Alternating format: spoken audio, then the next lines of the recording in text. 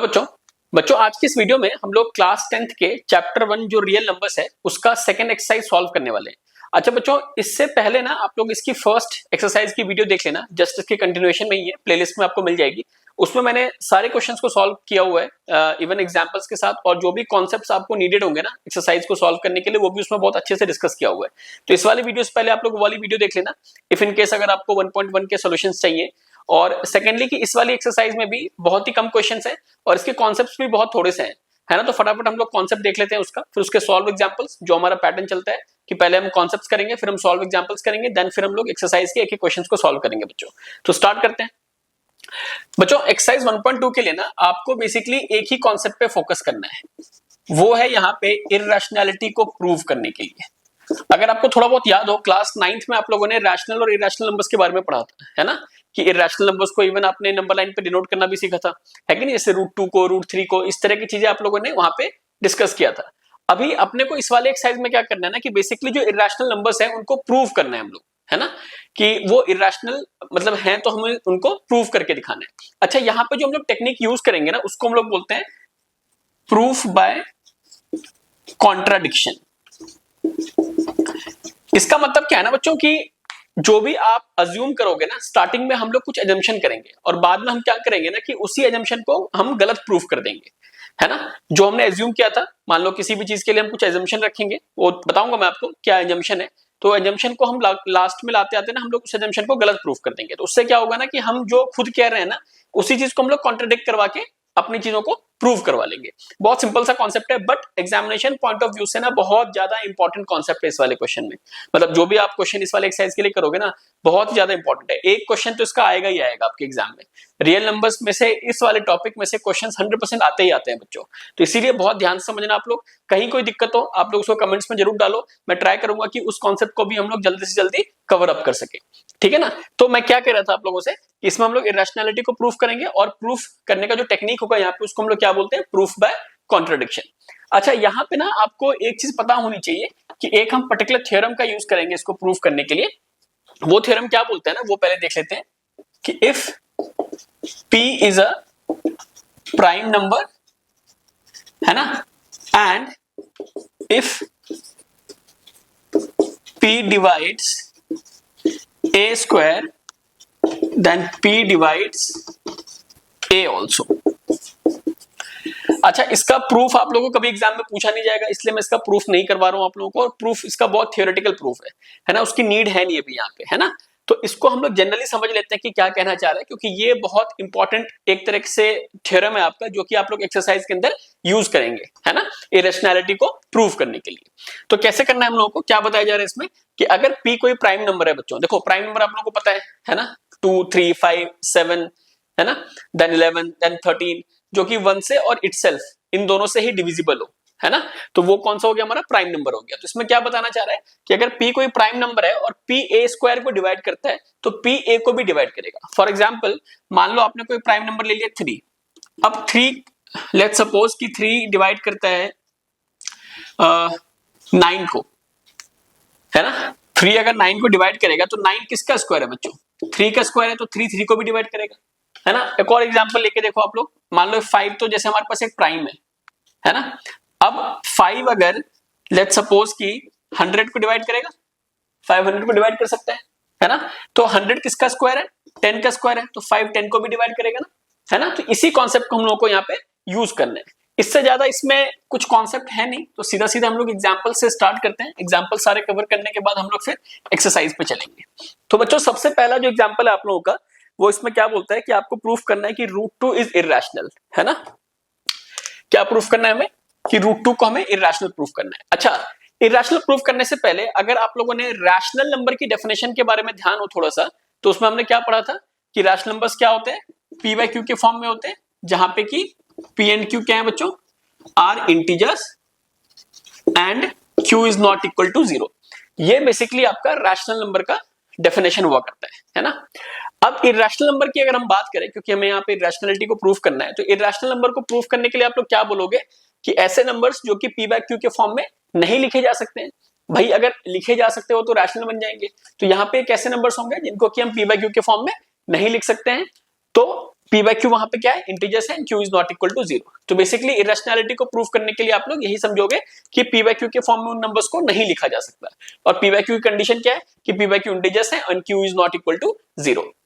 ठीक है ना बच्चों। तो इसी कॉन्सेप्ट को हम लोग यूज करते हुए सबसे पहले हम लोग क्या करते हैं कि रूट 2 को अज्यूम कर लेते हैं कि लेट अस अज्यूम स्टेप्स बहुत ज्यादा इंपॉर्टेंट है, तो आपको स्टेप जरूर लिखने हैं बच्चों। Let us assume that root 2 is rational. ठीक है ना बच्चों, हम लोगों को रूट 2 को इरेशनल प्रूफ करना है, बट हमने एजम्पशन क्या माना है कि रूट 2 रैशनल है। तो यहीं पे मैं आप लोगों को बताऊंगा कि यहाँ पे हम लोग प्रूफ बाय कॉन्ट्रडिक्शन करने वाले हैं। तो अभी आपने कुछ एजम्पशन किया ना, अब लास्ट में जाके देखना कि मैं इसको गलत प्रूफ कर दूंगा कि रूट 2 रैशनल नहीं है। मतलब जो मैंने एज्यूम किया है उसी को मैं जाके लास्ट में गलत प्रूफ कर दूंगा। तो मैंने क्या करा, खुद की एजम्पशन से मैं कॉन्ट्रडिक्ट कर रहा हूं, है ना। तो इसीलिए ये क्या हो जाता है, प्रूफ बाय कॉन्ट्रडिक्शन हो जाएगा। कैसे करेंगे देखते हैं। Let us assume that root 2 is rational. तो अगर रूट 2 रैशनल होगा तो रूट 2 को मैं a बाय बी के फॉर्म में लिख सकता हूं, मतलब p बाय q के फॉर्म में लिख सकता हूं, है ना। अच्छा, यहां पे आपको क्या लिखना है कि where a and b are co-prime and b is not equal to 0।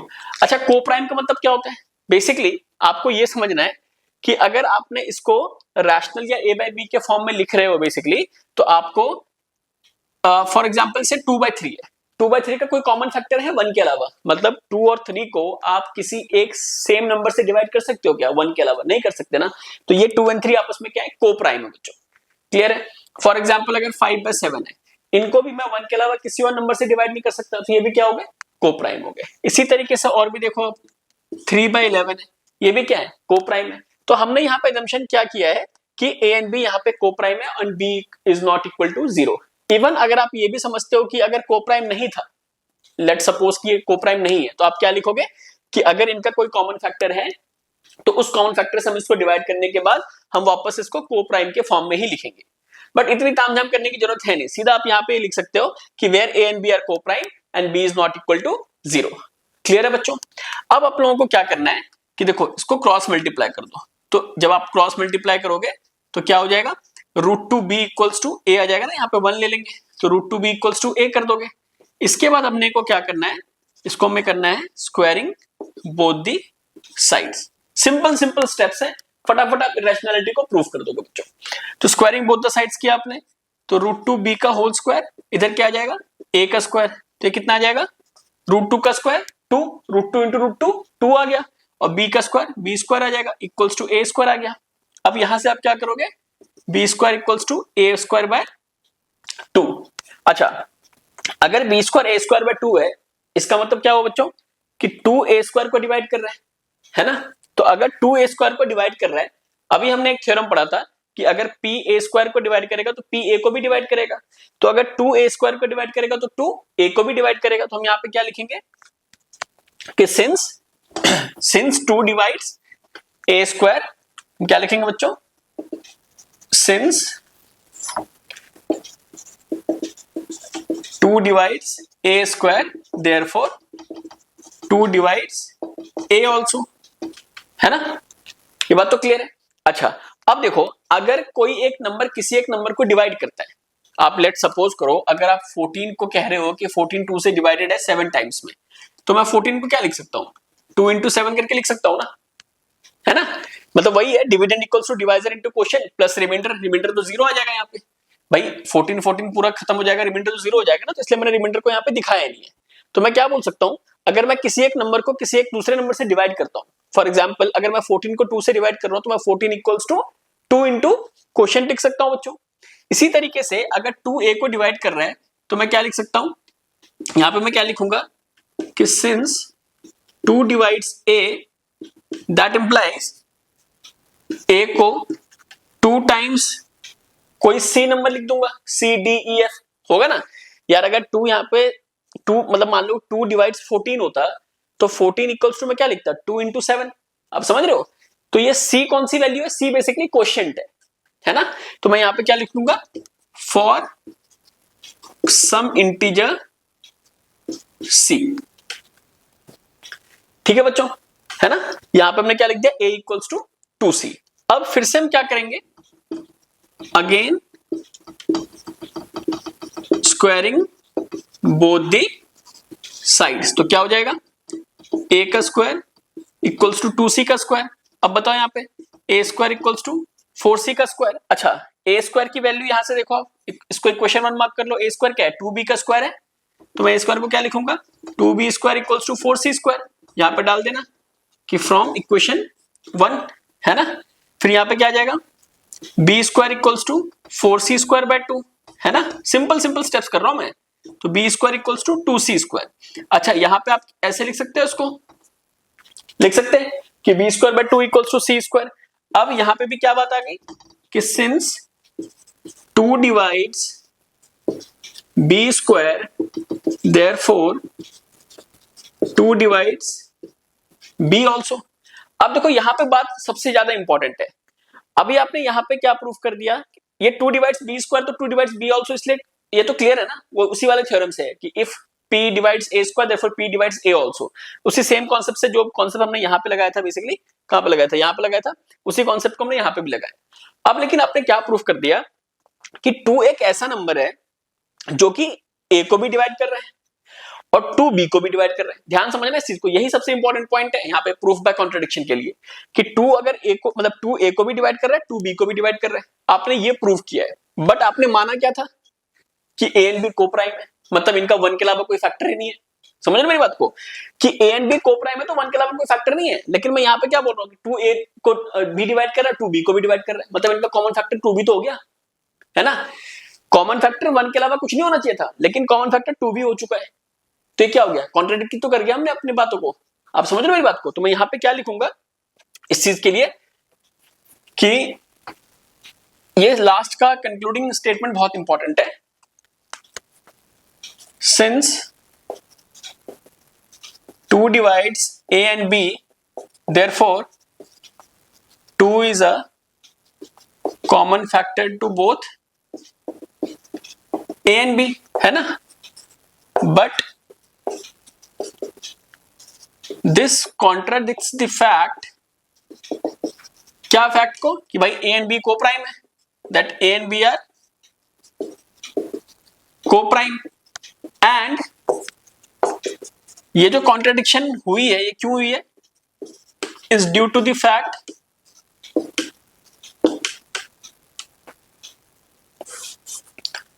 कि √2 इज रैशनल। मतलब कॉन्ट्रडिक्शन का रीजन क्या है, यही रीजन है ना कि √2 आपने रैशनल मान के चल रहे थे, आपने √2 को रैशनल माना था, तो रैशनल माना था तो मतलब वो को प्राइम हो गए थे, है ना। लेकिन यहां पे आपने क्या प्रूफ कर दिया कि को प्राइम तो है ही नहीं, 2 भी उनका कॉमन फैक्टर है। तो एक कॉन्ट्रडिक्शन क्यों आया बच्चों, क्योंकि आपने गलत अजम्पशन किया था, है ना। Due to the fact that √2 is rational. फिर हम क्या लिखेंगे, so our assumption that √2 is rational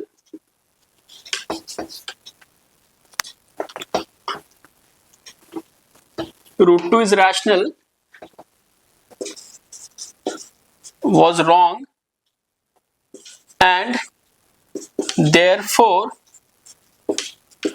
√2 is irrational। Clear है बच्चों, है ना। तो ये बेसिकली हमने क्या कर दिया, प्रूफ बाय कॉन्ट्रडिक्शन कर दिया कि पहले आपने कुछ अजम्पशन किया, फिर उसके बाद आपने उसी अजम्पशन को गलत प्रूफ कर दिया बच्चों। क्लियर है यहां तक। सेकंड एग्जांपल पे चलते हैं। सेकंड एग्जांपल क्या बोल रहा है अपने को कि प्रूफ दैट √3 इज इररेशनल। अब ये भी सेम कॉन्सेप्ट है, √2 की तरह जिस तरह से आपने किया √2 को, उसी तरीके से आप √3 को भी प्रूफ कर दोगे। तो बेसिक सा क्वेश्चन है, ये भी बेसिक सा एग्जांपल है, बट काफी इंपॉर्टेंट है क्योंकि ये आपके एग्जाम में आएगा ही आएगा बच्चों। तो स्टार्ट करते हैं। √3 के लिए फिर से क्या करेंगे, let us assume that √3 is a rational या √3 इज रैशनल या इज अ रैशनल नंबर। तो देयरफॉर √3 को मैं क्या लिख सकता हूं, a बाय b के फॉर्म में, है ना, where a and b are co-prime and b is not equal to 0। ये तो भाई रैशनल नंबर की डेफिनेशन ही है, उसी डेफिनेशन को मैंने लिख दिया यहाँ पे। अब क्या होएगा, that implies √3b equals to a। फिर से squaring both the sides, तो क्या आएगा बच्चों, √3b का स्क्वायर इक्वल्स टू a का स्क्वायर। ये कितना आ जाएगा, 3b square equals to a square, तो b square equals to a square by 3। फिर से हम क्या लिख देंगे कि since 3 divides a square therefore 3 divides a also, है ना। अब आगे नाउ अगर बच्चों 3a को डिवाइड करता है तो फिर से मैं a को 3 टाइम्स कुछ लिख सकता हूं, है ना।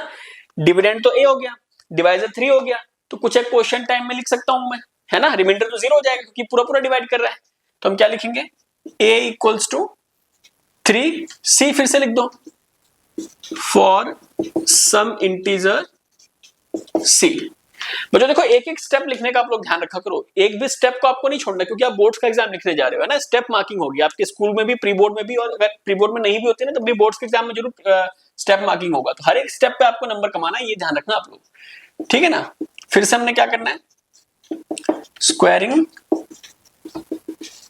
Both the sides. तो क्या हो जाएगा यहाँ पे, a square equals to 3c का स्क्वायर, तो 9c स्क्वायर हो गया। अच्छा a स्क्वायर की वैल्यू में क्या डाल सकते हैं ऐसे, 3b का स्क्वायर, 3b का स्क्वायर इक्वल्स टू 9c का स्क्वायर। यहाँ पे लिख दो कि भाई फ्रॉम 1 हो गया, कहां से आया तो 1 से आ गया।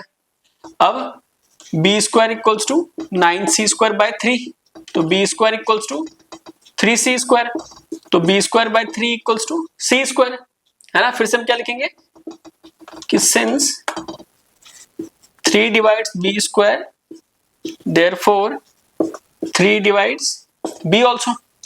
फिर से हमने क्या प्रूफ कर दिया कि 3 दोनों का कॉमन फैक्टर है, किस किस का, a एंड b का, और ये तो हमारे जो एजम्पशन था उसी का अगेंस्ट जा रहा है, कॉन्ट्राडिक्ट कर रहा है ना उसको। तो हम फिर से क्या लिख देंगे, आपने एजम्पशन स्टार्टिंग में क्या किया था कि भाई a एंड b क्या है, को प्राइम है। तो हम क्या लिखेंगे कि since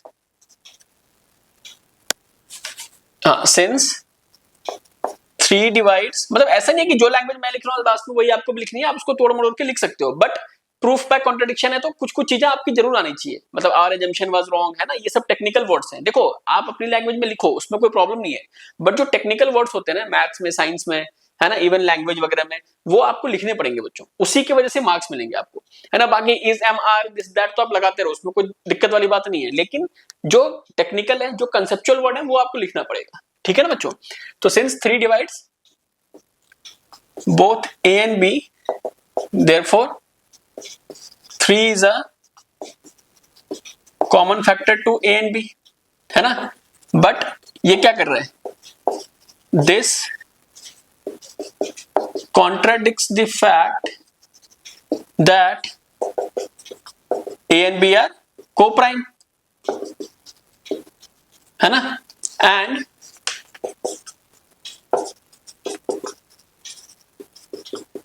this contradiction is due to the incorrect assumption. कौन सा incorrect assumption? Incorrect assumption of taking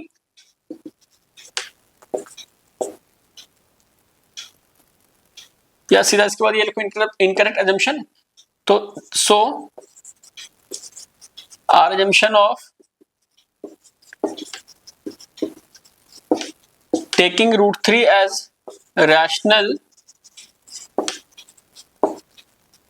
was wrong, so root 3 is irrational। Clear है बच्चों यहां तक, ठीक है ना। ये हमारा सेकंड एग्जांपल हो गया। अब अपना थर्ड एग्जांपल क्या बोल रहा है, मतलब एग्जांपल 5 था बेसिकली ये, एग्जांपल अब 6 क्या बोल रहा है, 5 minus root 3 is irrational. Example 6 क्या बोल रहा है, 5 माइनस रूट 3। अच्छा बच्चों इसमें ना एक चीज ध्यान रखना कि अगर ये क्वेश्चन ज्यादा मार्क्स का आता है आपके एग्जाम में, आपके स्कूल में या बोर्ड्स के एग्जाम में, देखो 5 माइनस रूट 3 वाला जो एग्जाम्पल है ना, इसमें आपको दो चीजें ध्यान रखनी है। अगर ये कम मार्क्स में आए, फॉर एग्जाम्पल 2 मार्क्स में क्वेश्चन में आ गया, तो वहां पे ये आपको पहले से मतलब वो मान के चलेंगे कि आपको रूट 3 इर्रेशनल है, ये आपको जानकारी है। आप मेरी बात समझ रहे हो।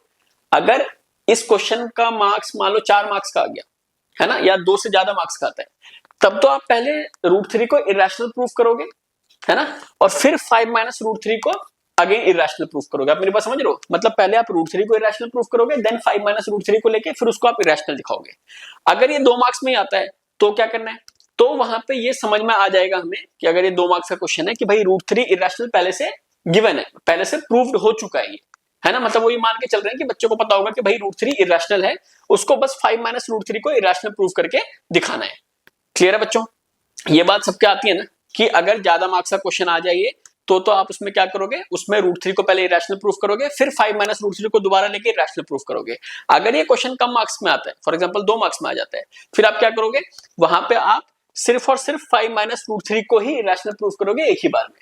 वहां पे आप रूट 3 को इरेशनल प्रूफ नहीं करोगे, क्योंकि वो पहले से अजम्पशन ले रखी होगी कि रूट 3 इरेशनल, आप लोगों को पता है कि वो रूट 3 इरेशनल है।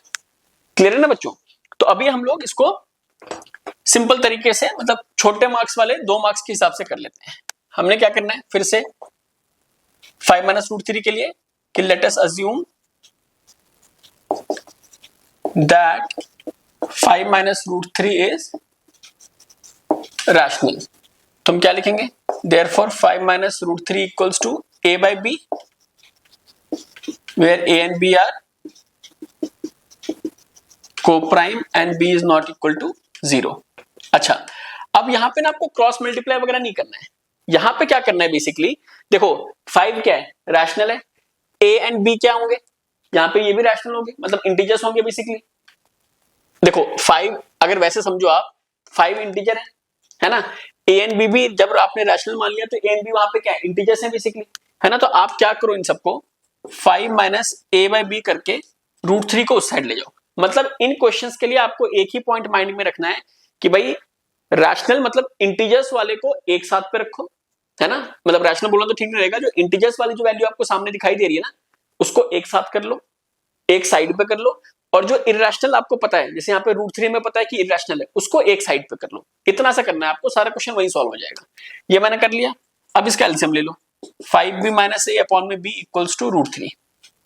अब देखो यहां पे हम लिखने का तरीका क्या है कि सिंस a, b, 5 या एंड 5 आर इंटीजर्स, भाई इंटीजर्स तो है ही नहीं, a बाय b तो डेफिनेशन में आ जाता है रैशनल की कि ये दोनों इंटीजर्स हैं, और 5 तो इंटीजर है ना। अगर ये इंटीजर्स हैं तो therefore 5b minus a upon में b इज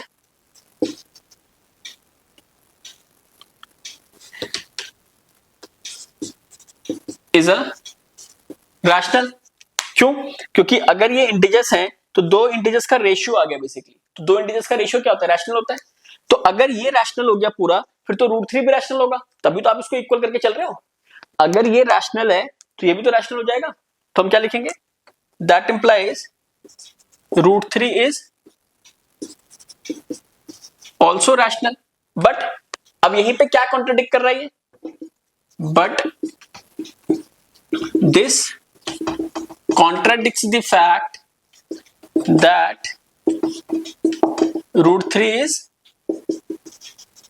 irrational। भाई हमें तो ये पता है ना कि रूट 3 irrational है, और यहां से रूट 3 रैशनल आ गया, तो ये बेसिकली कॉन्ट्रडिक्ट तो कर रहा है एक दूसरे को। आप समझ रहे हैं मेरी बात को, तो ये क्यों कर रहा है कॉन्ट्रडिक्शन, एंड दिस, मतलब आप मेरे से पूछोगे ना, सबसे सिंपल क्वेश्चन होता है इसका, अगर आपको स्टेप्स पता है ना लिखने का, फटाफट फटाफट सॉल्व होता जाएगा, कुछ नहीं करना इसमें आपको। This contradiction is due to the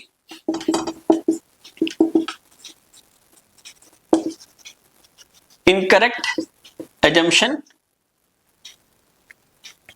so our assumption of taking 5 minus root 3 as rational was wrong, hence या therefore जो भी है कुछ भी लिख दो, 5 minus root 3 is irrational। Clear है बच्चों, इसमें क्या करा हमने, जो इंटीजर्स वाली वैल्यूज थी, जैसे यहाँ पे देखो 5 इंटीजर है, ए और बी इंटीजर है, इनको एक साइड पे कर लिया, रूट 3 को एक साइड पे कर लिया, ठीक है। और कोशिश क्या करो कि पॉजिटिव बना लो तो ज्यादा बेटर है, रूट 3 को हमने पॉजिटिव बनाने के लिए राइट हैंड साइड पे शिफ्ट कर दिया। अब एलसीएम ले लिया हमने इसको, और यहाँ पे जो एक वैल्यू आ गई, बेसिकली इंटीजर्स का रेशियो है ये, 5b a इंटीजर है, b भी नीचे इंटीजर है, तो दो इंटीजर्स का रेशियो बन गया, मतलब रैशनल बन गया। तो ये रैशनल बन गया, तो भाई दोनों अगर इक्वल है तो रूट 3 को भी रैशनल बनना पड़ेगा, जाहिर सी बात है ना। बट ये किसको कॉन्ट्रडिक्ट करता है कि भाई रूट 3 इरेशनल है, पहले से हमें ये पता है, तो उसको ये कॉन्ट्रडिक्ट कर रहा है ना। और ये कॉन्ट्रडिक्शन क्यों आया, क्योंकि हमने assumption गलत कर रखा है। क्या assumption किया था हमने, 5 माइनस रूट 3 को रैशनल मान लिया था, वो गलती हो गई थी, तो इसलिए हमने गलती को सुधार लिया और 5 माइनस रूट 3 क्या हो गया, इरेशनल बना दिया उसको। क्लियर है बच्चों, आगे बढ़ते हैं हम लोग। अब इसका नेक्स्ट एग्जांपल देखो आप लोग, सेवेंथ एग्जांपल है, show that 3 root 2 is irrational. Show that 3 root 2 is irrational. ये भी बहुत सिंपल सा है, इसमें आपको कुछ करना नहीं है। फिर से हम मान लेते हैं, सेम लैंग्वेज पे चलते रहना है क्वेश्चन को। Let us assume that 3 root 2 is rational. यहां पे भी हम यही मान के चल रहे हैं कि रूट 2 ऑलरेडी हमें पता है कि वो इररेशनल की कैटेगरी में फॉल करता है। मतलब कम मार्क्स के क्वेश्चन के लिए मैं सॉल्व करवा रहा हूं आपको, 2 मार्क्स के क्वेश्चन आ सकते हैं जहां पे पहले से रूट 2 आपको पता होगा कि इररेशनल है। ठीक है ना बच्चों? तो हम क्या लिखेंगे, 3 root 2 equals to a by b where a and b are co-prime and b is not equal to 0। आप पूरा लिख देना एंड, मैं तो यहाँ पे सिंबल यूज कर रहा हूं। ठीक है ना? अब यहाँ पे फिर से हम क्या करेंगे, एक साइड पे आप उसको रखो रूट वाली वैल्यू को, एज एन जो इंटीजर नहीं है उनको आप एक साइड पे लेके चले जाओ, और सॉरी जो इंटीजर है उनको एक साइड पे लेके चले जाओ, जो इंटीजर नहीं है बेसिकली जैसे रूट 2 इररेशनल है हमें पहले से पता है तो उसको आप एक साइड पे रखो। तो यहाँ पे क्या हो जाएगा, root 2 equals to a by 3 भी आ जाएगा, 3 इधर आके, है ना? ये तो सबको क्लियर है ना? अगर नहीं क्लियर है तो ये देख लो, a by b को बेसिकली आप 3 से डिवाइड कर रहे हो, तो क्या सिखाया गया छोटी क्लास में, इसका रेसिप्रोकल हो जाएगा ना, तो a by 3 भी हो जाएगा ये। ठीक है ना बच्चों? अब देखो यहाँ पे हम क्या लिखेंगे, सिंस a, b एंड 3 ये क्या है सारे, ये इंटीजर्स हैं, तो therefore a by 3b is rational, है ना भाई? अब ये रैशनल तो ये भी रैशनल हो जाएगा क्योंकि इक्वल है, तभी आप इक्वल करके लिखोगे उसको, है ना? तो that implies root 2 is also rational, है ना? बट यहीं से हम क्या लिखेंगे, but this contradicts the fact that root 2 is irrational, है ना? This contradiction is due to the incorrect assumption, कौन सी assumption, that 3 root 2 is rational, so our assumption of taking 3 root 2 as rational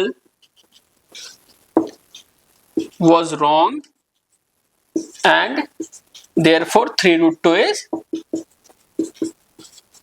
irrational, yeah, and hence 3 root 2 is irrational। Clear बच्चों? ये सारे examples हम लोगों ने cover कर लिया।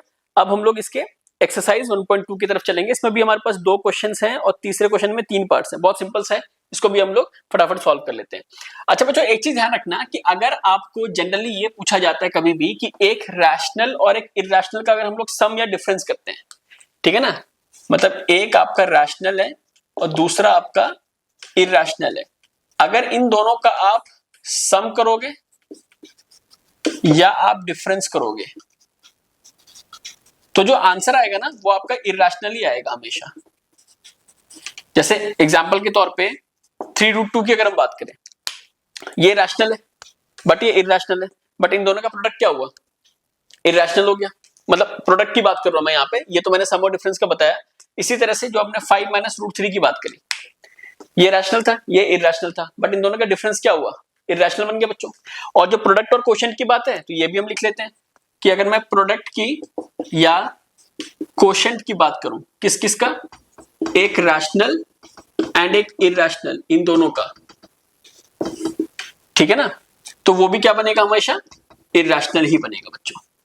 ये ध्यान रखना आप, मतलब आप सम और डिफरेंस करो एक रैशनल और एक इररेशनल का, तब भी इररेशनल बनेगा। अगर आप प्रोडक्ट और कोशेंट करोगे एक रैशनल का और दूसरा इररेशनल है वहां पे, तब भी वो इररेशनल ही बनेगा। ये आप लोग ध्यान रखना, ठीक है ना। अब हम लोग स्टार्ट करेंगे एक्सरसाइज 1.2। बच्चों एक्सरसाइज 1.2 देखते हैं। बच्चों एक्सरसाइज 1.2 का ना जो पहला क्वेश्चन है, इसमें बेसिकली हमें रूट 5 को इररेशनल प्रूफ करना है। तो जैसे मैंने एग्जांपल्स डिस्कस किया था ना, रूट 2 रूट 3, है ना, उसी तरीके से रूट 5 को आप लोग एजम्पशन लेंगे पहले, फिर हम लोग प्रूफ बाय कॉन्ट्रडिक्शन से अपनी एजम्पशन को गलत प्रूफ करते हुए प्रूफ बाय कॉन्ट्रडिक्शन से इसको इररेशनल प्रूफ कर देंगे, ठीक है ना। तो क्या लिखना है हमें, वही सेम स्टेप्स कि let us assume that root 5 is rational. तो देयरफॉर रूट 5 को मैं क्या लिखूंगा, a by b, है ना, where a and b are co-prime and b is not equal to 0। अब यहां के बाद आप क्या करोगे, फिर से क्रॉस मल्टीप्लाई, सेम स्टेप्स हमको बार बार रिपीट करने हैं हमारे को, ठीक है ना। स्टेप्स रिपीट करते जाओ, ये क्वेश्चन एकदम लर्न हो जाएंगे, आप लोग को याद हो जाएंगे और पूरे के पूरे नंबर निकाल सकते हो इसमें, ठीक है ना। क्रॉस मल्टीप्लाई किया, अब क्रॉस मल्टीप्लाई करने के बाद स्क्वायरिंग बोथ दी साइड्स, तो क्या होएगा, √5b का स्क्वायर इक्वल्स टू a का स्क्वायर, कितना आ जाएगा ये, 5b का square equals to a square, तो b square equals to a square by 5। क्या लिखेंगे हम लोग यहाँ पे, सिंस वही थ्योरम यूज करते हुए कि if p divides a square तो p डिवाइड्स a आल्सो, तो since 5 divides a square therefore 5 divides a also, है ना। अब जब 5 a को डिवाइड करता है बेसिकली, तो हम a को क्या लिख सकते हैं, सिंस 5 डिवाइड्स a, तो देयरफॉर a इक्वल्स टू, आप क्या लिखोगे, 5 इंटू सी, मतलब सी यहाँ पे कुछ भी एक वैल्यू रही होगी यार, a को 5 डिवाइड करता है ना, तो बेसिकली 5 यहाँ पे डिवाइजर है और a डिविडेंड हो गया, तो dividend equals to divisor into quotient, और रिमाइंडर तो 0 ही है बेसिकली, तो हमने +0 करके नहीं भी दिखाया, यहाँ पे लिख दो आप लोग कि फॉर सम इंटीजर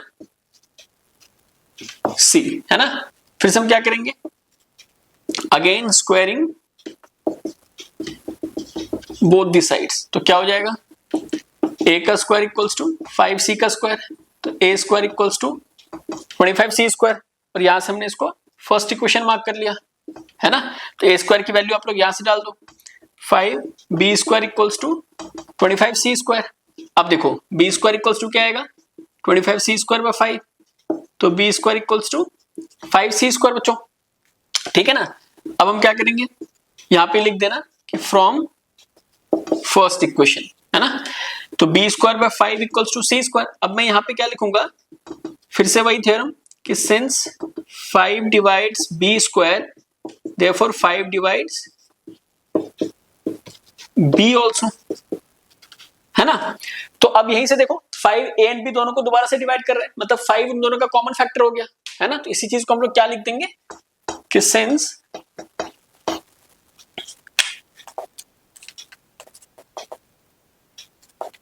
5 divides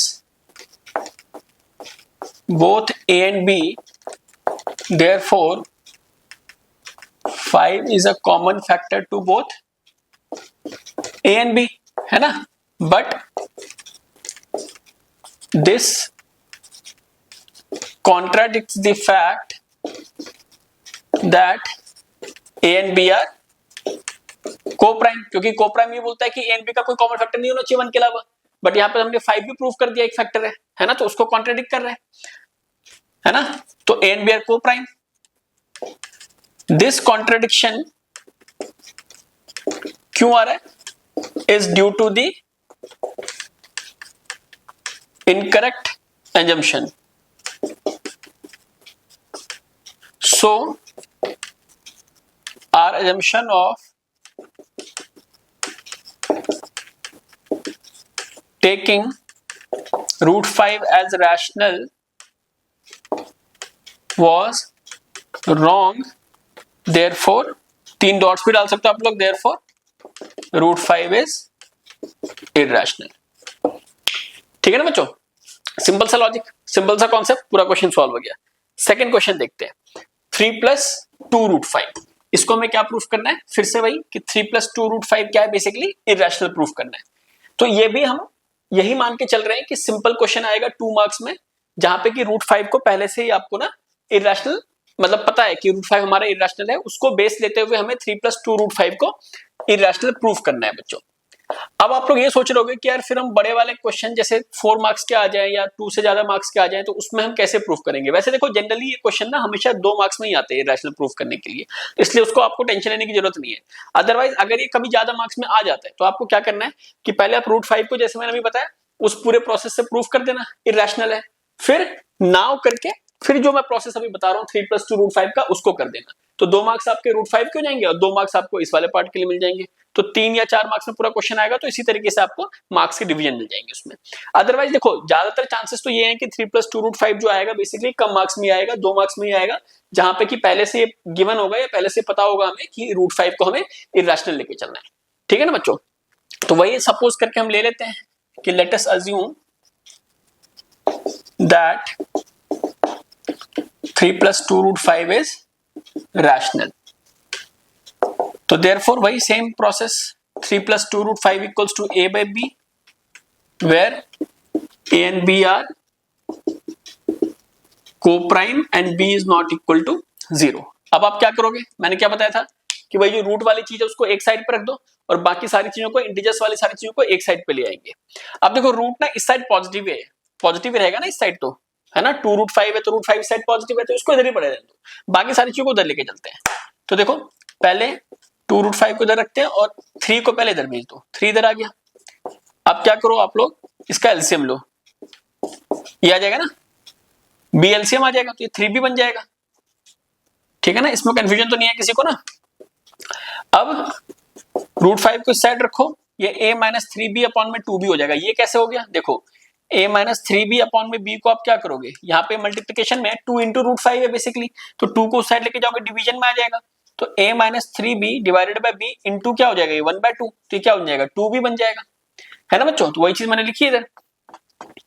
तो अब देखो यहाँ पे हम क्या लिखेंगे कि सिंस a, b, 2 एंड 3 ये सारे क्या है बच्चों, ये सारे इंटीजर्स हैं, तो देयरफॉर a - 3b अपॉन में 2b, देखो ये इनको सॉल्व करने से इंटीजर वैल्यू आएगी, a - 3b को सॉल्व करने से, 2b को सॉल्व करने से इंटीजर वैल्यू आएगी। इन दोनों का रेशियो है ये इंटीजर्स का, बेसिकली ये पूरा एक रैशनल बनेगा।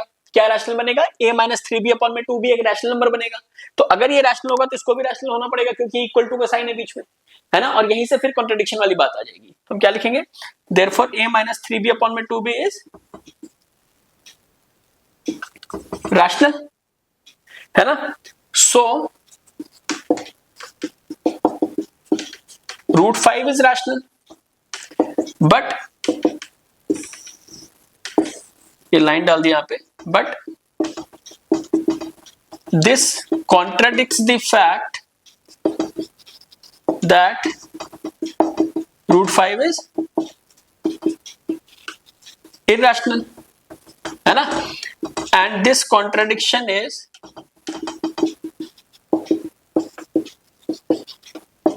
Due to the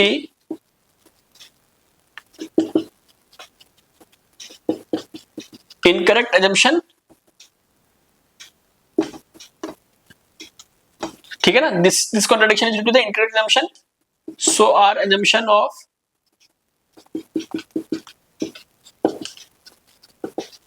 taking 3 + 2 √5 as rational was wrong, hence 3 + 2 √5 is irrational। Clear है ना बच्चों, सिंपल सा क्वेश्चन था ये भी, है ना। अब थर्ड क्वेश्चन में 3 पार्ट्स है, सिंपल पार्ट्स है, उसको भी फटाफट खत्म करते हैं, फिर ये पूरी एक्सरसाइज खत्म हो जाएगी। आप लोग उसके बाद प्रैक्टिस करना और फिर हम लोग नए कॉन्सेप्ट और नई एक्सरसाइज या नए चैप्टर की वीडियो के साथ आगे बढ़ेंगे। ठीक है ना। थर्ड क्वेश्चन के 3 पार्ट्स फटाफट देख लेते हैं। सबसे पहला पार्ट क्या है इसमें, 1/√2।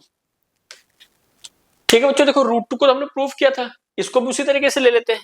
क्या मान लेंगे यहाँ पे, मैथ्स के बारे में ना सबसे अच्छी बात यही होती है कि एक बार अगर आपने किसी कॉन्सेप्ट को सीख लिया ना बच्चों, उसको आप उस तरह के सारे क्वेश्चंस में लगा सकते हो। मतलब केमिस्ट्री की तरह नहीं, यहाँ पे एक्सेप्शन हो जाएगा कि पाइथागोरस थ्योरम इस वाले ट्रायंगल में अप्लाई कर सकते हो राइट एंगल में और दूसरे राइट एंगल में अप्लाई नहीं कर सकते, ये सब नहीं होता यहाँ पे। इसलिए बहुत बढ़िया सब्जेक्ट लगता है मुझे ना, इसलिए हम क्या लिखेंगे यहाँ पे, देखो late us assume that 1/√2 is rational. तो मैं 1/√2 को क्या लिखूंगा, a/b के फॉर्म में, where a and b are co-prime and b is not equal to 0। अब फिर से यहाँ पे क्रॉस मल्टीप्लाई कर लो आप लोग, तो क्या आएगा, b इक्वल्स टू √2a, है ना। फिर से हम क्या करेंगे, स्क्वायरिंग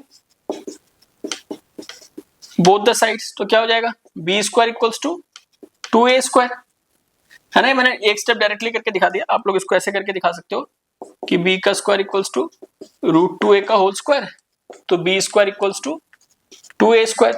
अब यहाँ पे b²/2 इक्वल्स टू a², फिर से मैं क्या लिख दूंगा कि since 2 divides b², therefore 2 divides b also, है ना बच्चों। अब देखो यहाँ पे पहले क्या होता था, a को हम लोग करते थे, पहले a आता था फिर b आता था, बट यहाँ पे हमने पहले b को कर दिया, तब भी कोई प्रॉब्लम नहीं है। अभी हम b को कर दे रहे हैं, फिर आगे हम a को कर देंगे, तो बात तो वही पड़ जाएगी। यहाँ पे ऐसा क्यों हो रहा है, क्योंकि 1/√2 है, √2 डिनोमिनेटर में है ना। इसको बहुत सारे तरीके हैं इस क्वेश्चन करने के, कोई इसको √2 से ऊपर नीचे रैशनलाइज कर लेते हैं, वो भी कर सकते हो आप, है ना, बट ये भी तरीका ठीक है, कोई दिक्कत नहीं है इसमें भी। अब हम क्या लिखेंगे कि since 2 divides b, therefore b equals to 2c for some integer c, है ना। फिर से now squaring both the sides, तो क्या बनेगा, b² इक्वल्स टू 2c का करेंगे तो 4c का स्क्वायर आ जाएगा, है ना। और b² की वैल्यू आप क्या डाल सकते हो, 2a² डाल सकते हो ऐसे, 2a² इक्वल्स टू 4c का स्क्वायर, तो a² equals to 4c² divided by 2, है ना। 2 इधर चला जाएगा, कितना आएगा यहाँ पे, कैंसिल होगा तो 2c², तो a²/2 इक्वल्स टू c²। तो since 2 divides a², 2 divides a also, है ना। अब यहाँ पे क्या प्रूफ हो गया, 2a को डिवाइड करता है, यहाँ पे क्या प्रूफ हो गया, 2b को डिवाइड करता है, तो बेसिकली 2 क्या है, कॉमन फैक्टर है बोथ a एंड b का। फिर से हम वही लिख देते हैं,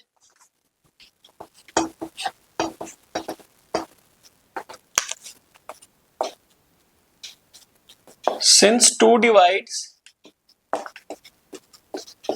both a and b, therefore 2 is a common factor for both a and b, है ना। बट फिर से वही लिखना है आपको language, but this contradicts the fact that a and b are co-prime. This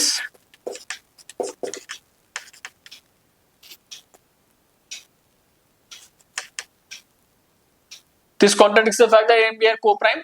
This contradiction is due to the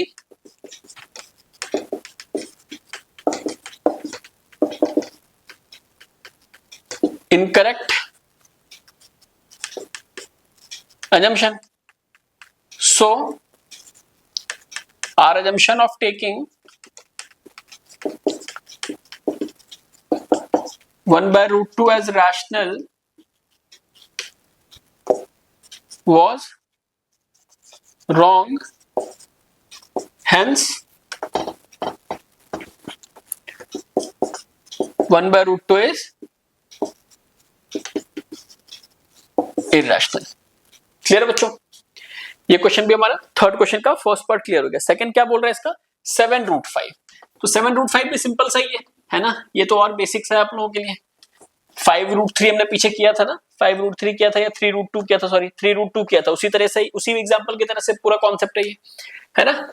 second part क्या बोल रहे हैं, 7√5, फिर से वही मान लो कि let us assume that 7√5 is rational, तो देयरफॉर 7√5 को आप क्या लिख सकते हो, a by b, where a and b are co-prime and b is not equal to 0।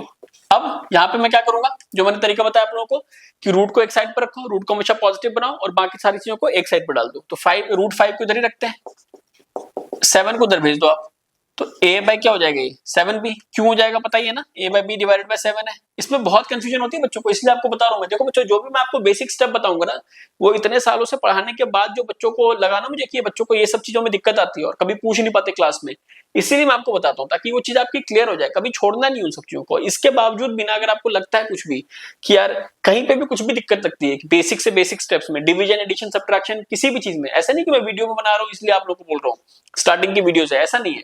आपको किसी भी स्टेज पे अगर ये चैनल चल जाता है आगे चल के भी या अभी भी, है ना, जो भी मतलब प्रोबेबिलिटी है इसमें तो, लेकिन जैसा भी है कोई भी कॉन्सेप्ट में अगर आप देखते हैं वीडियो को और अगर आपको लगता है कि कोई बेसिक चीज मेरी क्लियर नहीं है तो आप कमेंट्स में जरूर डालो उसको, है ना। मैं जहां तक हो पाएगा मैं उसमें रिप्लाई करके आप लोगों को चीजें क्लियर करूंगा बच्चों। बट कोई भी चीज को आपको छोड़ना नहीं है, वो छूट जाएगा ना फिर वो हमेशा के लिए रह जाएगा और आगे आगे तक आपको कंफ्यूजन रहेगी मैथ्स में, तो वो चीजें हम लोग को क्रिएट नहीं करनी है, ठीक है ना बच्चों। और यही पर्पस है इस चैनल को स्टार्ट करने का कि बिल्कुल अच्छे से आप लोगों को समझ में आए सारी चीजें, बेसिक से बेसिक चीज को हम लोग क्लियर करके चलते हैं, ठीक है ना। तो ये क्या हो जाएगा, हाँ ये जो हम बात कर रहे थे कि डिवाइडेड बाय 1 हो गए तो रेसिप्रोकल हो गए तो 1/7 हो जाएगा, तो 7 into b हो जाएगा बेसिकली, इसलिए यहाँ पे इस तरीके से आया, ठीक है। अब यहाँ पे क्या लिखोगे आप, since a, b and 7 are integers, तो therefore a/7b is rational, so √5 is also rational, है ना। बट अच्छा यहाँ पे हम क्या मान के चल रहे हैं कि √5 पहले से इरेशनल हमें पता है, तो but this contradicts the fact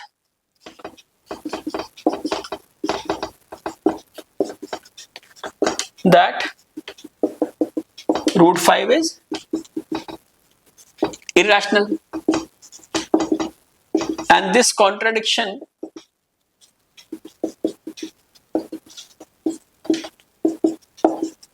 is due to the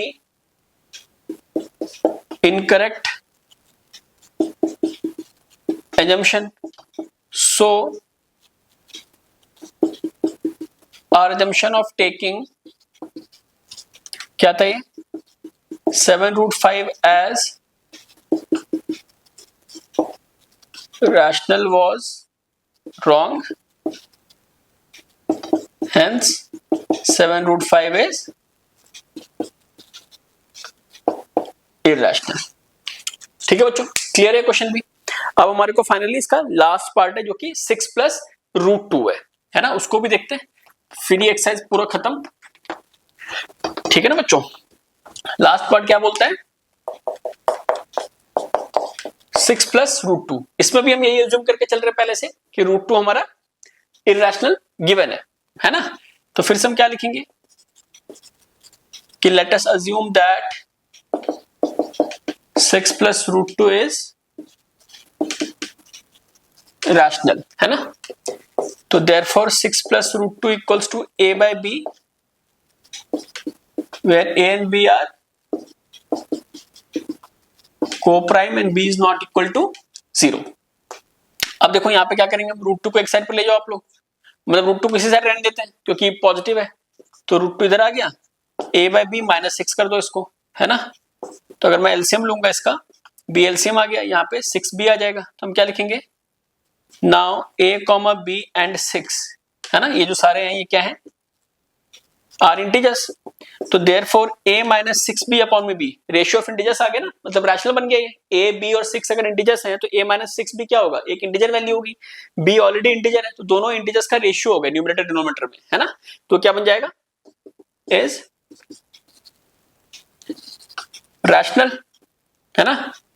तो सो √2 इज ऑल्सो रैशनल, भाई इक्वल तभी हो सकता है ना, बट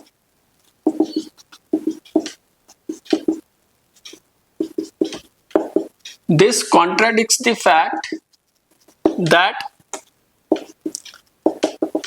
√2 is irrational, और क्या लिखेंगे हम, ये कॉन्ट्रडिक्शन का रीजन क्या है, this contradiction is due to the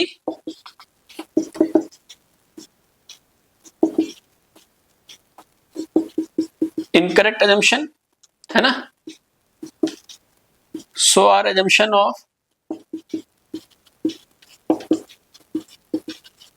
taking 6 + √2 as rational was wrong, hence 6 + √2 is irrational। Clear बच्चों, यहां तक। तो बच्चों फाइनली हमने एक्सरसाइज 1.2 पूरा सॉल्व कर लिया एग्जांपल्स क्वेश्चंस के साथ, और इसकी प्लेलिस्ट आप लोग देख लोगे ना तो पूरी आपको इस पूरे चैप्टर के सारे क्वेश्चन, सारे एग्जांपल, सारा कॉन्सेप्ट पूरा कवर हो जाएगा इन 2 वीडियोस में ही, ठीक है ना। तो इसको आप लोग देखो, अच्छे से प्रैक्टिस करो, फिर बाद में हम इसके एक्स्ट्रा क्वेश्चंस भी करेंगे, है ना। तब तक के लिए जैसा मैं हमेशा बोलता हूँ, लाइक करो, शेयर करो, सब्सक्राइब करो, चैनल को ग्रो करवाने में आप लोग प्लीज हेल्प करें, है ना, क्योंकि बिना आप लोगों के सपोर्ट के चैनल ग्रो नहीं कर सकता है बच्चों। तो मतलब ग्रो करवाओ इसको आप लोग, है ना, यही रिक्वेस्ट है आप लोगों से। फिर हम लोग आगे की वीडियोस में मिलते हैं नेक्स्ट चैप्टर के साथ, या कोई नेक्स्ट कॉन्सेप्ट करेंगे, या हम कुछ अलग वीडियो, हम जो भी आप लोगों के पॉइंट ऑफ व्यू का होगा उसको हम लोग लेके आएंगे बच्चों, ठीक है ना। तो फिर हम लोग मिलते हैं नेक्स्ट वीडियो में।